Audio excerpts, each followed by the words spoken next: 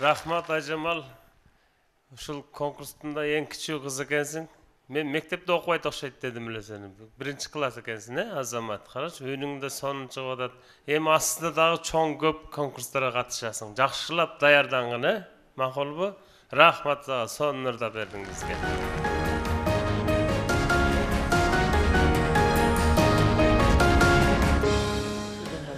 Айжамал, сахнага биринчи жолу чыгып ырдадыңбы?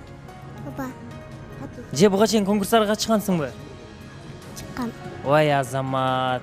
Бул кичинекейдин Кыргызстандагы конкурска катышуусуна жана Казакстандагы конкурсуна катышуусуна агайы абдан чоң себепкер экен. Урматтуу агай, бул Айжамалдын келечектеги карьерасына кандай карайсыз?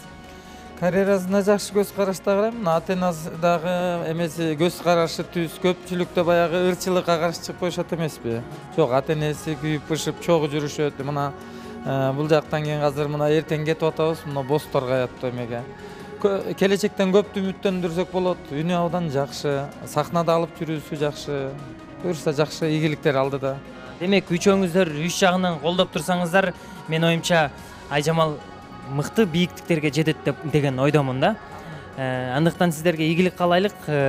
Бул конкурсту дагы жеңип, Казакстандагы конкурсту да жеңип алсаңар кандай керемет болот, Рахмат. Айжамал, ийгилик сага. Жеңебизби? Рахмат. Рахмат.